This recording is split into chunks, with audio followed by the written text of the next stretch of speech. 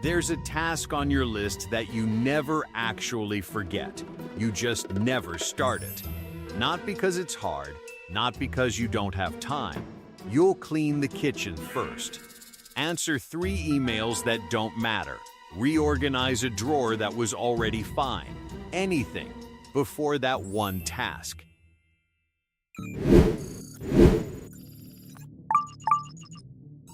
Maybe it's the application you've been meaning to send. The first page of the book you keep saying you'll write. The message to someone you haven't spoken to in years. It sits there untouched while you handle everything else on your list without any resistance at all. That's the strange part. You're not avoiding effort in general. You finish other things. You show up for meetings, reply to messages, run errands, do the dishes. Your capacity to act is clearly working. It just refuses to point at this one thing. So the easy explanation is that you're lazy, or undisciplined, or bad at managing your time. That explanation feels almost comforting, because it's simple, but it doesn't match the evidence. If you were simply lazy, you wouldn't be busy avoiding the task. You'd just not think about it. Instead, you think about it constantly. You carry it into the shower, into the car, into the 5 minutes before you fall asleep. A truly lazy mind forgets. Yours remembers in detail and still finds a way to not begin. Here's what's actually happening. As long as the task stays undone, it can't be judged. And as long as it can't be judged, you can't be judged either. Psychologists call one version of this self-handicapping. The idea was described by Stephen Burglas and Edward Jones in the late 1970s, and it names something almost everyone has done without noticing. People sometimes create obstacles for themselves in advance, on purpose, without ever admitting it's on purpose. Not because they want to fail, because if they fail, they want a reason ready that isn't "I wasn't good enough." If you write the application at 2 a.m. after ignoring it for 3 weeks and it doesn't go well, you have an answer prepared. I was rushed. I didn't have time to do it properly. If you'd sat down a month earlier, given it your full attention, and it still didn't work, there's no answer prepared. There's just the plain result. You tried, fully, and it wasn't enough.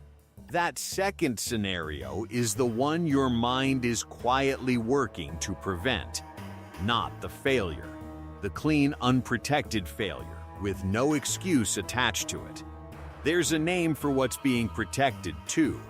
Researchers who study motivation describe something called self-worth theory, developed most clearly by the psychologist Martin Covington. The core idea is simple, even if it sounds harsh at first. For a lot of people, a huge part of feeling okay depends on believing they're capable. Not liked, not comfortable, capable, and the fastest way to threaten that belief is to try your hardest at something that matters, and come up short. So the mind does something clever and slightly cruel. It finds a way to avoid finding out. As long as the task stays on the list instead of getting attempted, a version of you stays alive. The version that could have done it. The version that would have been good at it if only there'd been more time, less stress, a better week. That version is untouched, protected, still possible. The moment you actually try, really try, with full effort and no excuses, that version either becomes real or it doesn't. And not knowing, it turns out, can feel safer than knowing. This is why the size of your avoidance is not a measure of how little you care. It's closer to the opposite. Notice which tasks get this treatment. It's rarely the boring ones. Nobody self-handicaps their way out of doing laundry. It's the tasks connected to something you actually want, a relationship, a piece of work, a version of your future you're attached to. The avoidance is proportional to the stakes. You don't procrastinate on things you don't care about. You procrastinate hardest on the things closest to who you're hoping to become. There's a second piece to this, and it explains why the pattern is so hard to break even once you understand it. Researchers who study procrastination, including psychologist Fuchsia Sirah, have described it less as a failure of planning and more as a form of short-term mood repair. In the moment you turn away from the task and open something easier instead, your discomfort actually drops. The anxiety of sitting with an unstarted high-stakes task is uncomfortable in a very immediate physical way, and stepping away from it brings real fast relief. That relief is the trap. It works. It works every single time in the moment. The cost only shows up later, as a tighter deadline, a rushed attempt, or another day added to a list of days where the task didn't move. But your mind isn't weighing next week when it makes the decision to check your phone instead of opening the document. It's weighing right now, and right now, avoidance wins, because avoidance feels better right now. So you end up in a loop that has nothing to do with discipline. You care about the task. Caring creates stakes. Stakes create the threat of a verdict. The threat creates anxiety. The anxiety gets relieved instantly by avoidance. And the relief teaches your mind to do the exact same thing again tomorrow. None of this means every case of procrastination has this shape. Sometimes a task really is unclear, or badly timed, or genuinely not worth doing yet, and stepping back is just good judgment. But there's a particular kind of avoidance, the kind that comes with guilt. With constant background awareness, with a task that keeps returning to your mind uninvited, that tends to be less about the task and more about what it would mean to try and not measure up. If that's the shape of it for you, the useful shift isn't forcing yourself to feel motivated or waiting for confidence to arrive before you start.